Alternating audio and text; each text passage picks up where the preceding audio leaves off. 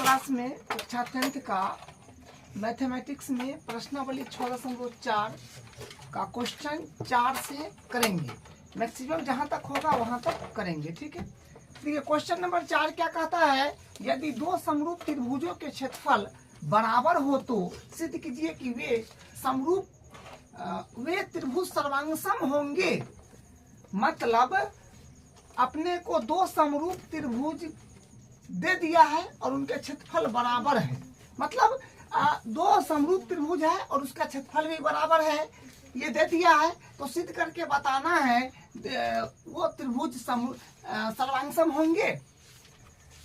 तो सबसे पहले डायग्राम बनाइए दो त्रिभुज का। ठीक है, दो समरूप त्रिभुज। तो हम लोग सबसे पहले डायग्राम बनाएंगे दो त्रिभुज का।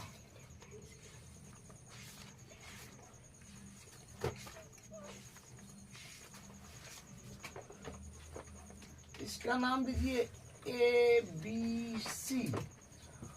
और एक और त्रिभुज बनाते हैं,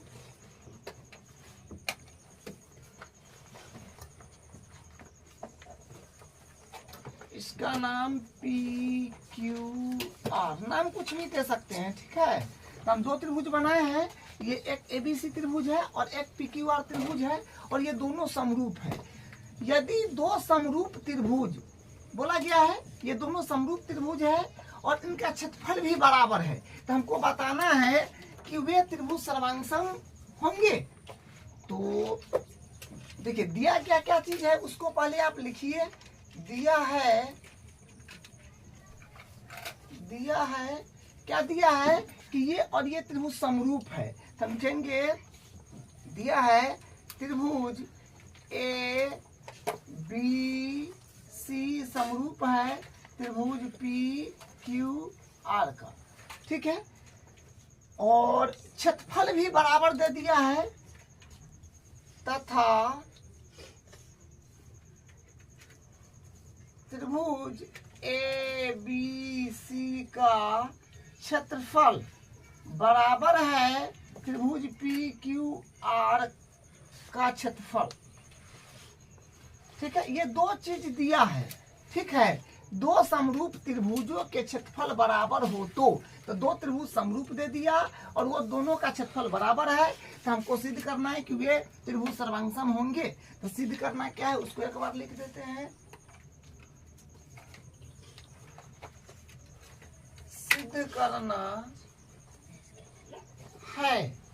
सिद्ध करना है क्या कि एबीसी त्रिभुज और पी क्यू आर त्रिभुज सर्वांगसम है।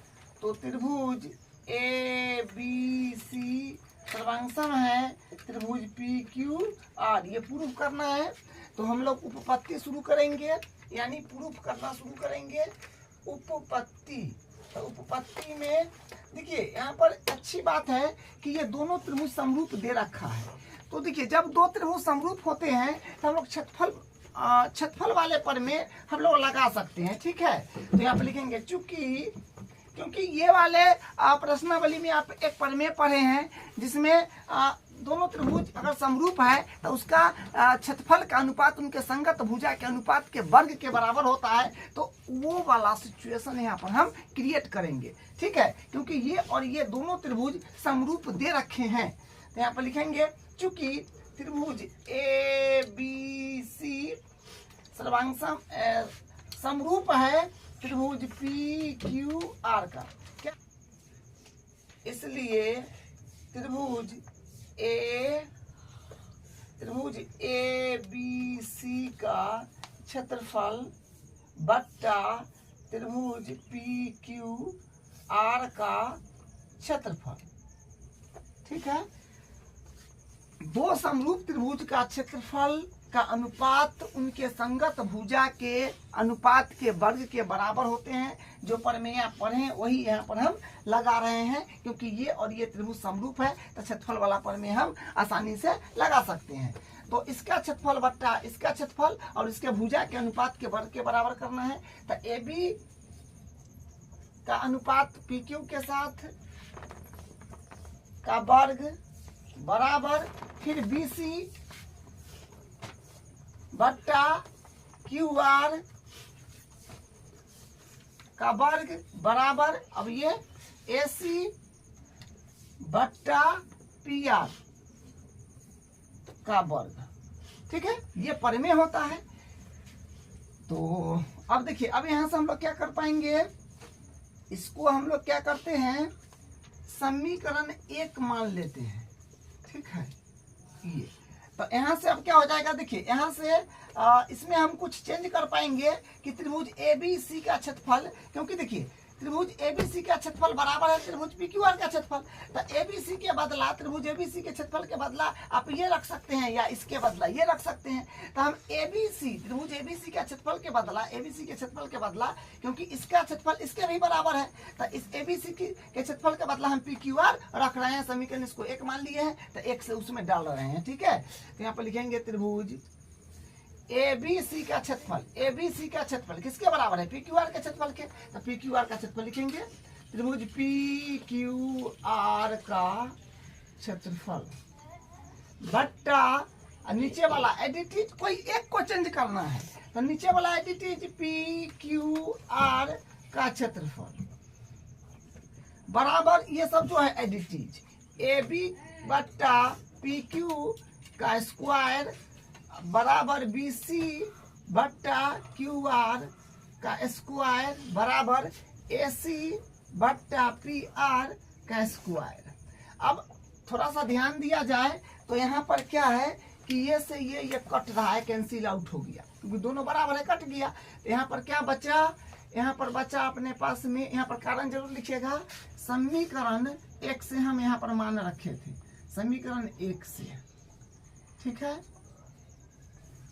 तो ये तो कट गया, तो यहाँ पर क्या बचा कि कटने के बाद 1 बराबर इधर AB बट्टा PQ का स्क्वायर बराबर BC बट्टा QR का स्क्वायर बराबर AC बट्टा PR का स्क्वायर। अब हम क्या करने वाले हैं, एक बार इसके मतलब इसको 1 के बराबर एक बार करेंगे, फिर इसको 1 के बराबर एक बार करेंगे, फिर इसको 1 के बराबर करेंगे, मतलब बारी बारी से इसके बराबर में 1 ले लेंगे, फिर इसके बराबर में 1 ले लेंगे, फिर इसके बराबर में 1 ले लेंगे, ठीक है। तो यहाँ से, तो देखिए यहाँ से क्या होगा, 1 बराबर AB बट्टा PQ, तो क्या बनेगा, इसका स्क्वायर है, तो देखिए स्क्वायर से इधर रूट चढ़ जाएगा, ठीक है। तो रूट चढ़ने के बाद तो 1 का वर्गमूल क्या हो जाएगा, तो यहाँ से क्या आएगा, 1 बराबर AB बट्टा PQ आएगा। क्रॉस मल्टीप्लाई जब आप कराओगे तो यहाँ से आएगा AB बराबर PQ, यहाँ से ये आ गया।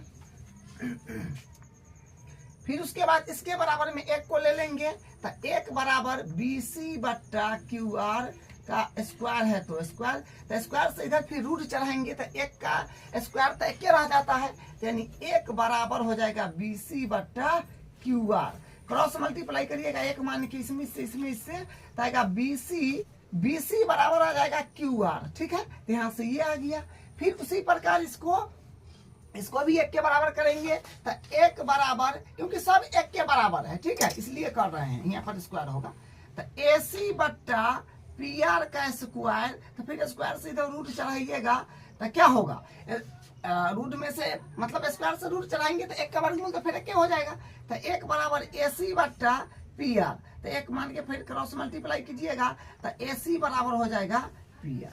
तो यहाँ से क्या समझ आया, यहाँ से ये बात समझ में आया कि AB भुजा बराबर है PQ का, मतलब ये AB भुजा ये वाला ये बराबर है PQ का, और ये BC भुजा बराबर है QR का, तो ये वाला भुजा जो है ये इसके बराबर है, और AC भुजा ये बराबर है PR का, तो AC भुजा ये है जो बराबर है PR का। तो हम क्या कह सकते हैं, ये वाला त्रिभुज का तीनों भुजा और ये वाला त्रिभुज का तीनों भुजा आपस में बराबर है, तो ये दोनों त्रिभुज जो है सर्वांगसम हो गए, ठीक है। कौन नियम से, तो सब भुजा कम में लिया गया है, तो भुजा भुजा भुजा समरूपता कसौटी से। तो यहाँ पर हम लिखेंगे, अतः भुजा भुजा भुजा समरूपता कसौटी से भुजा भुजा भुजा समरूपता कसौटी से दोनों त्रिभुज हो गए सर्वांगसम। हम कहेंगे त्रिभुज ए बी सी सर्वांगसम है त्रिभुज पी क्यू आर का। ठीक है, यही प्रूफ करना था, हम लोग प्रूफ कर लिए हैं। ये इसका प्रूफ है। अब इसका हम अगला क्वेश्चन करते हैं। अब इसका क्वेश्चन नंबर 5 देखिए। एक त्रिभुज एबीसी की भुजाओं AB, BC और CA के मध्य बिंदु क्रमशः DE और F है। त्रिभुज DEF और त्रिभुज ABC के क्षेत्रफल का अनुपात ज्ञात कीजिए। तो सबसे पहले डायग्राम बनाइए। एक त्रिभुज ABC बोला है तो हम एक त्रिभुज बनाते हैं और उसका नाम ABC दे देंगे। ठीक है, ये अपने पास में एक त्रिभुज हो जाएगा, इसका नाम ABC। क्योंकि ABC बोला है तो अपने मन से कुछ और नाम नहीं दे सकते हैं। ठीक है, तो एक त्रिभुज ABC, तो एक त्रिभुज ABC हम बना लिए हैं कि भुजाओं AB, तो इसका AB भुजाओं बोला है ना AB, तो ये AB भुजा है, ये BC भुजा है और ये AC भुजा है, ये है कि मध्य बिंदु। अच्छा, इस तीनों भुजा का मध्य बिंदु दिया है DEF। तो मान लीजिए इसका मध्य बिंदु यहाँ पर होगा, D नाम है इसका, और इसका मध्य बिंदु मान लीजिए यहाँ पर होगा, इसका E नाम है, और इस भुजा का मध्य बिंदु मान लीजिए यहाँ पर होगा, इसका F नाम है। सबको मिलाना है। ठीक है, सबको मिलाने के बाद यहाँ पर त्रिभुज बन रहा है, ये त्रिभुज प्राप्त हो गया है। ठीक है, DE और F तो वो तो मध्य बिंदु था, हम लोग कर लिए।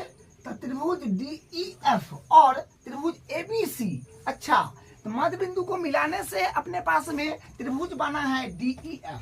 ठीक है, और बड़ा वाला त्रिभुज ABC है ही, तो ये वाला त्रिभुज जो है मध्य बिंदु को मिलाने से जो त्रिभुज बना DEF और बड़ा वाला त्रिभुज ABC, उसके साथ अनुपात बताना है, क्षेत्रफल का अनुपात बताना है, ये और ये का क्षेत्रफल का अनुपात अपने को बताना है।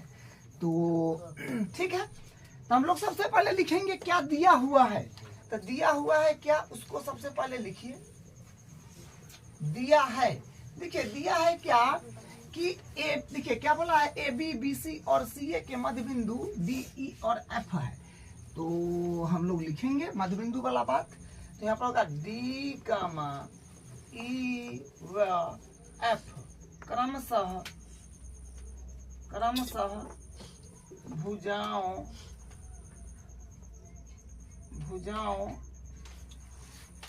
AB, BC तथा AC का मध्य बिंदु है,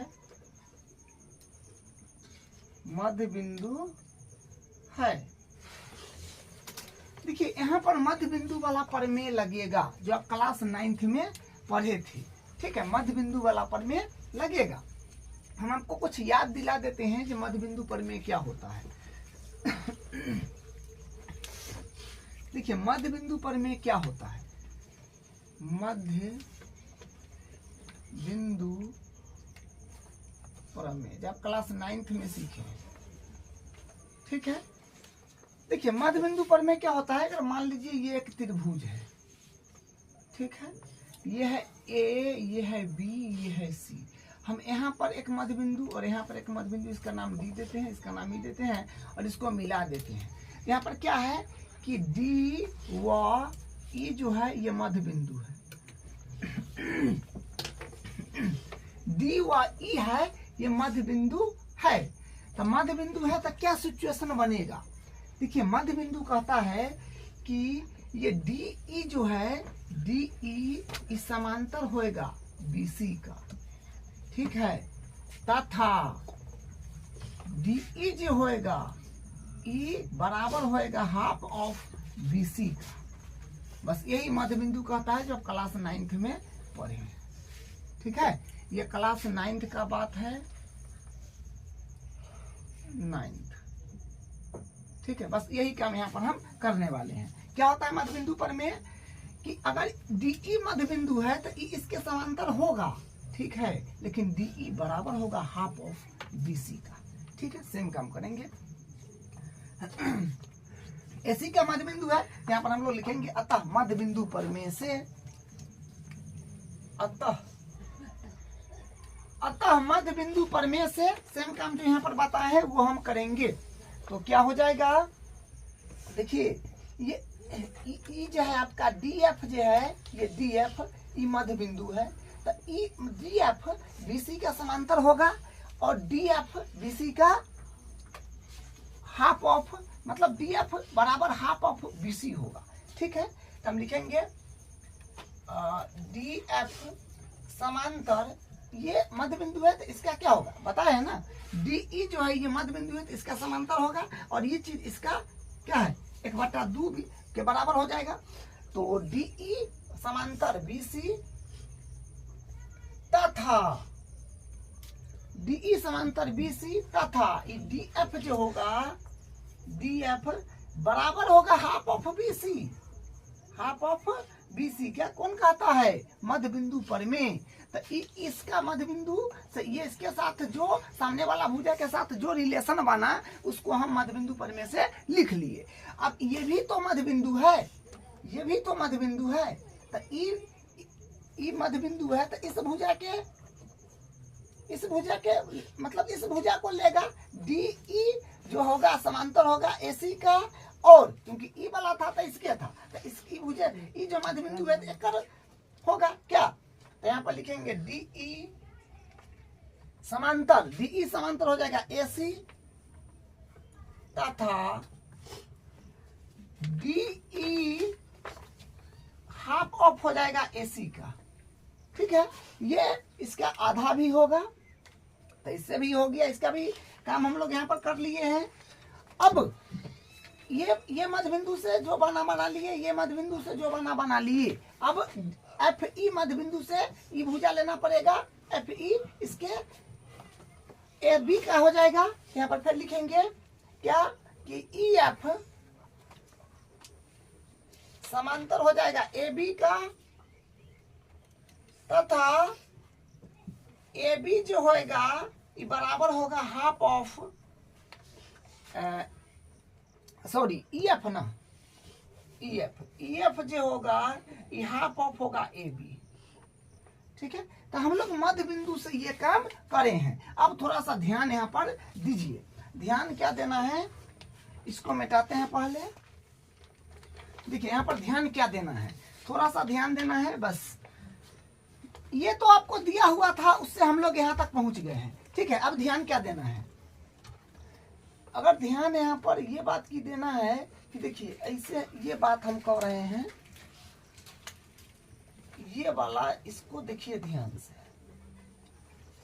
इसको ठीक है, इसको हम समांतर चतुर्भुज आराम से प्रूफ कर सकते हैं, क्योंकि ये DF जो है ये समांतर है BC का, मतलब इतना भुजा ही पूरा भुजा के समांतर है, तो इतना भुजा इतना के भी समांतर होगा। ठीक है, तो ये और ये समांतर हो जाएगा, और ये वाला ये पूरा के समांतर है, ये वाला है ना EF पूरा AB के समांतर है, तो EF इतना के भी समांतर होगा, तो E इसके समांतर हो गया और E इसके समांतर हो गया, तो हम कह सकते हैं कि BEFD एक समांतर चतुर्भुज है। जब समांतर चतुर्भुज हो जाएगा तो समांतर चतुर्भुज के सम्मुख कोण बराबर होते हैं, तो ये वाला कोण और ये वाला कोण बराबर हो जाएगा। बस वही काम हम करेंगे। तो यहाँ पर लिखेंगे चूंकि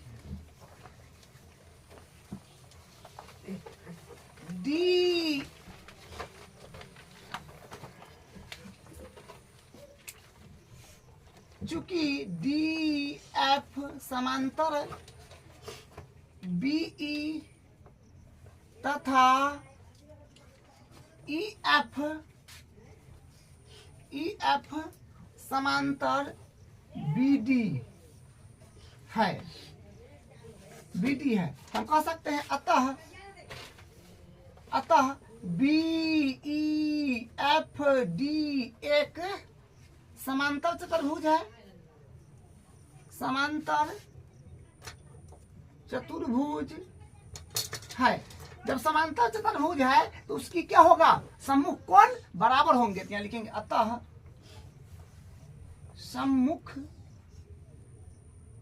सम्मुख कोण बराबर होंगे, सम्मुख कोण बराबर होंगे। तो कोण बी कोण एफ के बराबर कर लीजिए, तो कोण बी बराबर हो जाएगा कोण एफ।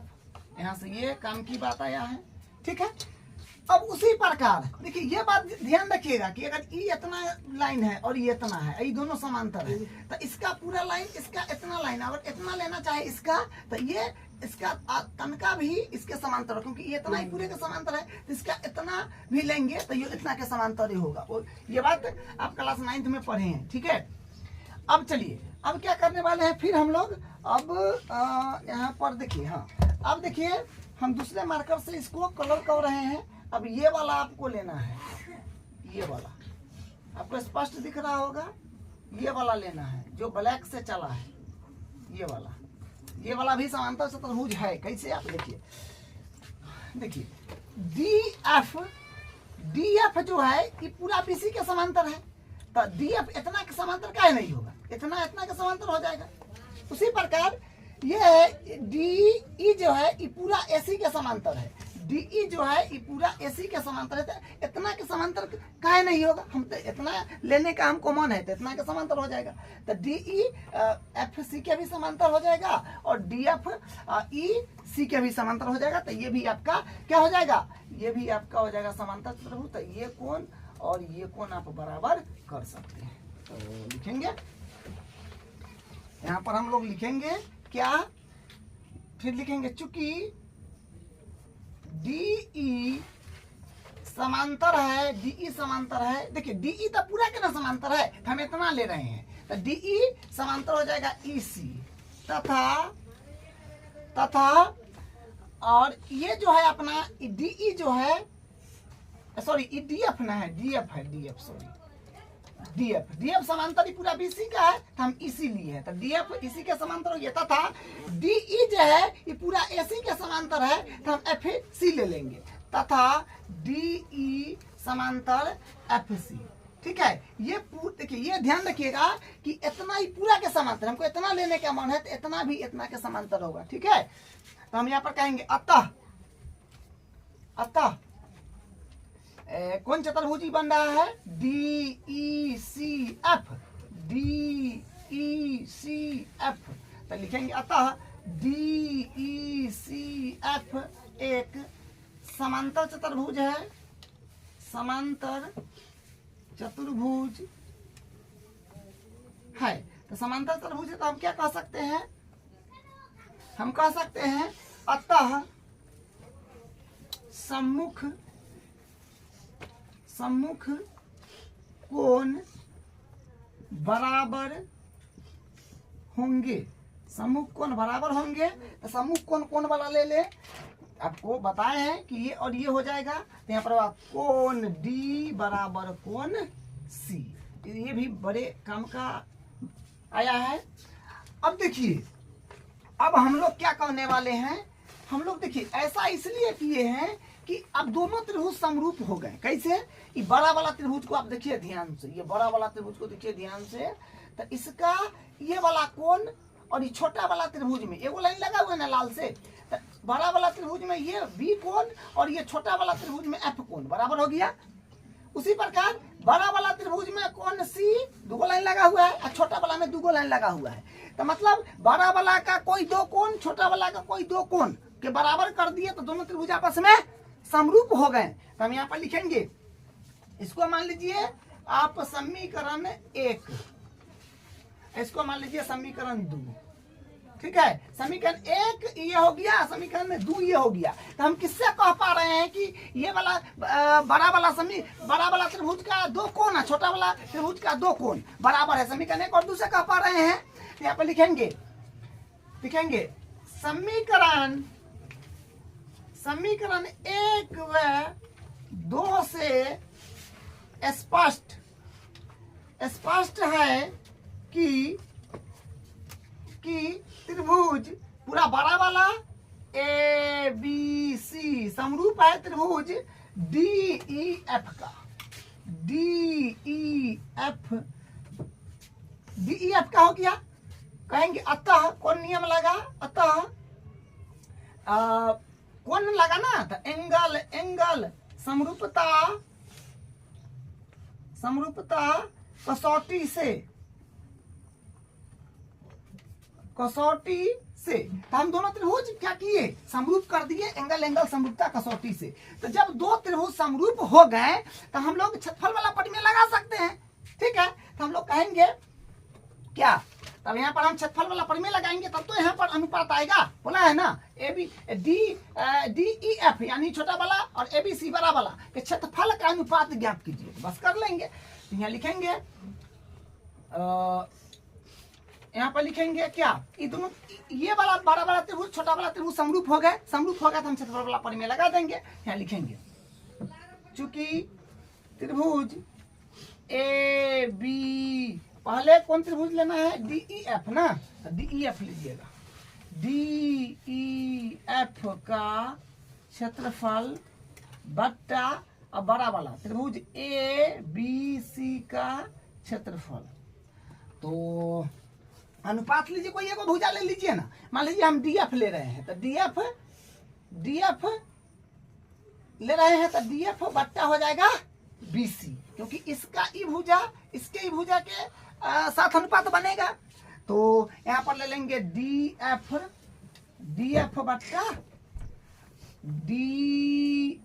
बट्टा हो जाएगा BC, ठीक है, का वर्ग होगा ना, वर्ग होगा, ठीक है। अब देखिए क्या होगा, तो यहाँ पर फिर त्रिभुज DEF का क्षेत्रफल बट्टा त्रिभुज ABC का क्षेत्रफल, तो क्या आएगा? देखिए आप यहाँ पर थोड़ा ध्यान दीजिएगा। DF के बदला हम क्या लिख सकते हैं? DF के बदला लिख सकते हैं 1/2 BC। DF के बदला हम क्या लिख सकते हैं?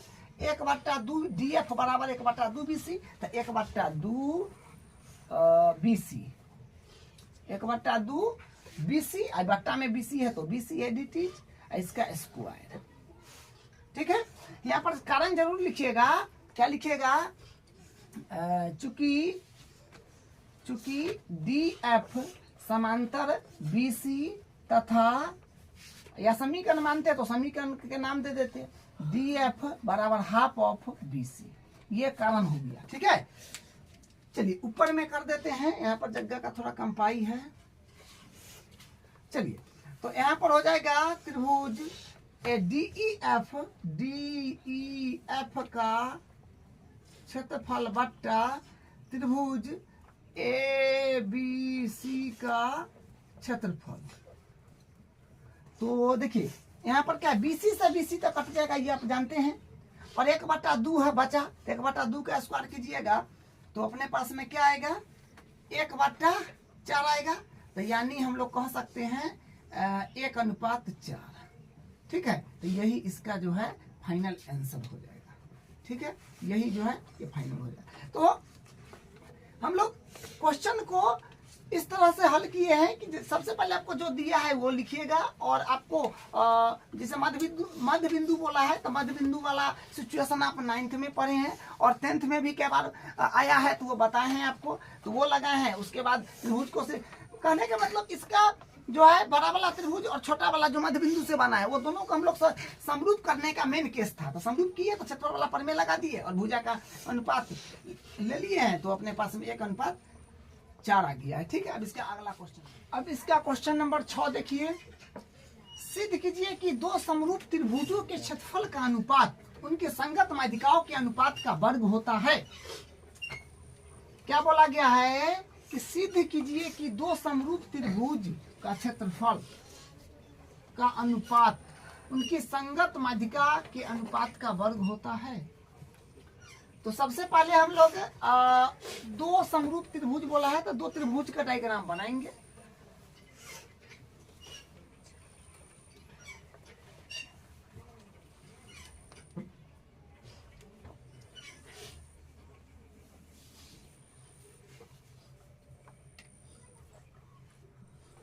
इसका नाम ABC दे दीजिए, ABC, इसका नाम PQ। देखिए नाम के बारे में कोई जिक्र नहीं किया है, जो मन हो दे दीजिए। PQR, इसका ABC दे दी। ठीक है, दो समरूप त्रिभुज, माने समरूप दे दिया आपको। ठीक है, दो समरूप त्रिभुजों, मतलब दोनों त्रिभुज समरूप है, ये आपको दे दिया। यहाँ पर हम लिखेंगे दिया है ये और ये दोनों त्रिभुज समरूप दे दिया, तो क्या लिखेंगे? दिया है त्रिभुज ABC समरूप है त्रिभुज PQR का। देखिए और एक और बात देख लीजिए, दोनों त्रिभुज तो समरूप दे दिया, ये बात तो ठीक है। दो समरूप त्रिभुज तो समरूप दे दिया। ठीक है, क्षेत्रफल का अनुपात उनके संगत, अनुपात उनकी संगत माध्यिका, माध्यिका भी दिया है, तो माध्यिका का केस लेना पड़ेगा। एक माध्यिका बनाइए, इसका नाम मान लीजिए D और इसका यहाँ पर है तो मान लीजिए E या N मान लीजिए। ठीक है, तो ये बात भी आप लिख दीजिए कि समरूप दे दिया है ना, तो समरूप से हम लोग एक काम करते हैं। यहाँ से देखिए क्या कर रहे हैं, ये समरूप दे दिया, तो समरूप से हम लोग इसका संगत कोण बराबर कर लीजिए, असंगत भुजा समानुपाती कर लीजिए। ठीक है, तब हम माध्यिका वाला केस, ये 1 नंबर केस इसको मान लीजिए 1 नंबर। चलिए अब लिखेंगे अतः जब दो त्रिभुज समरूप होते हैं उनके संगत कोण बराबर होते हैं और संगत भुजा समानुपाती होते हैं। अतः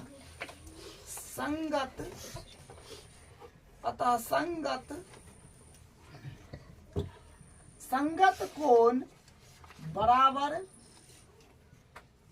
तथा संगत भुजाएं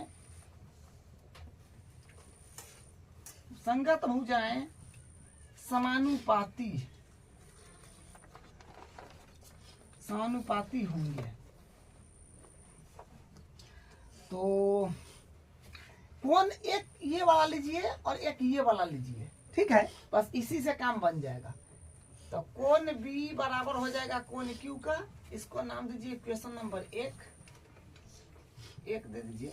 और संगत भुजा आप ये और ये लीजिएगा, और मतलब इसका ये तो काम बन जाएगा। या तीनों लेना चाहे तो तीनों का तीनों ले लीजिएगा, ये तीनों ले लेते हैं।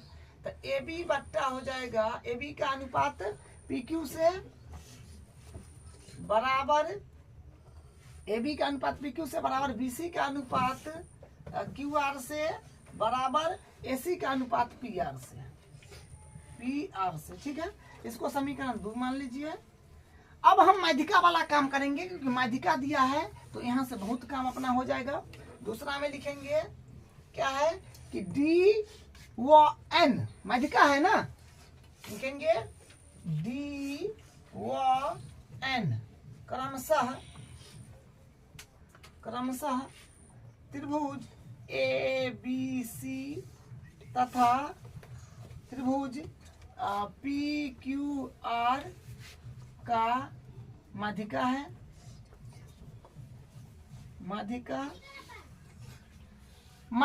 ठीक है, D जो है ABC त्रिभुज का माध्यिका है, N जो है PQR त्रिभुज का माध्यिका है। तो माध्यिका में जानते हैं ना जो क्या होता है, माध्यिका में अगर हम लिखना चाहे BC को, तो BC को हम क्या लिख सकते हैं, क्योंकि माध्यिका है तो ये एकदम बीच में है, ये भाग और ये भाग बिल्कुल बराबर है।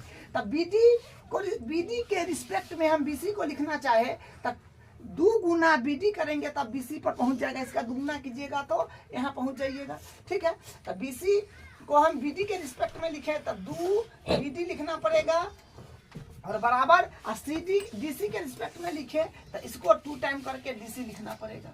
इसको समीकरण नाम दे दीजिए 3। उसी प्रकार इसमें देखिए QR, तो QR को अगर हम लोग लिखेंगे इतना के रिस्पेक्ट में तो 2 टाइम लिखना पड़ेगा, 2 टाइम QN बराबर, और इतना के रिस्पेक्ट में तो 2 टाइम NQ।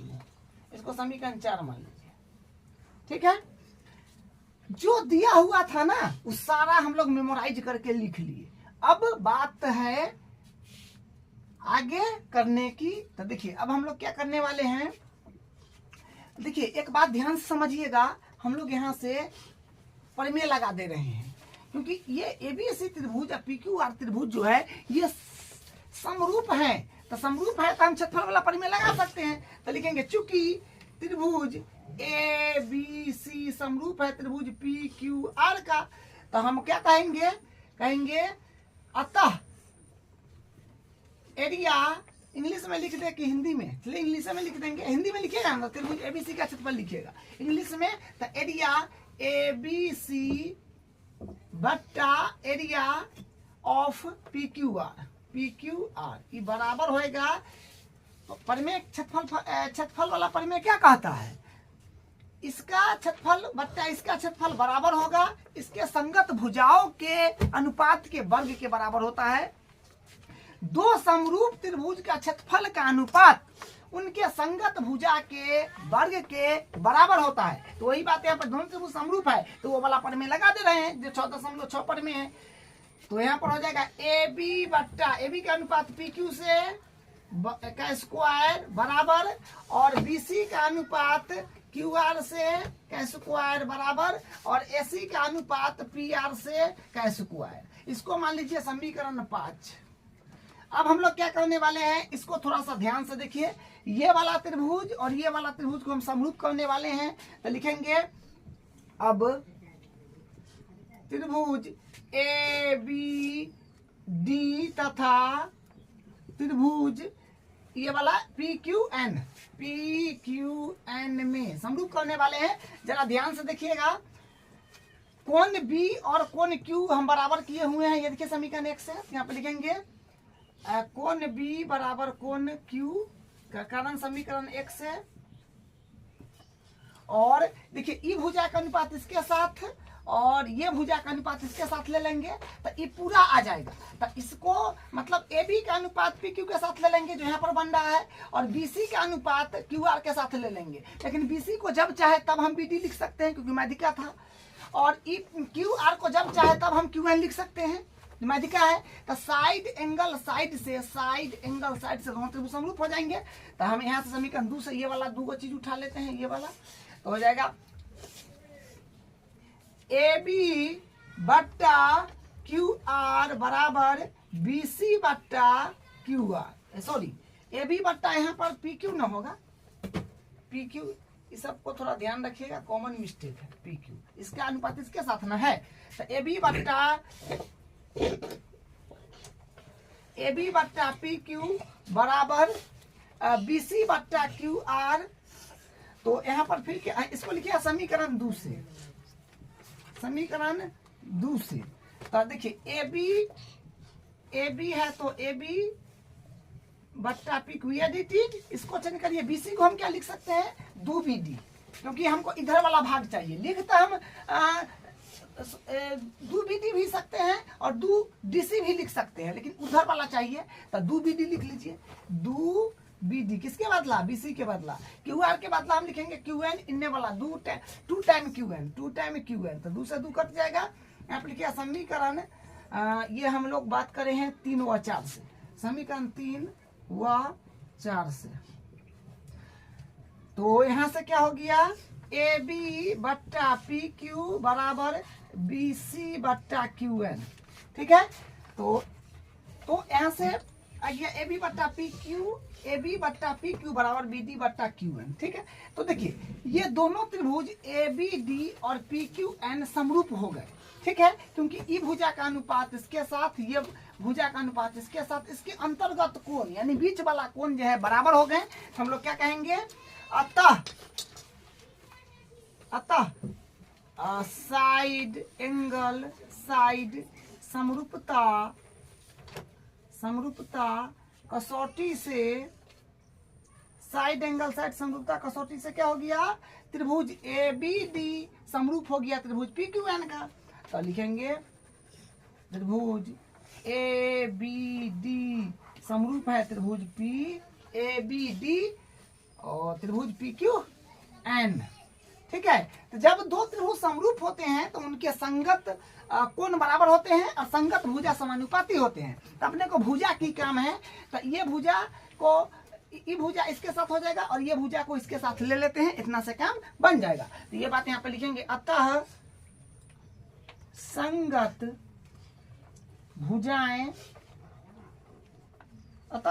भुजाएं समानुपाती होंगे।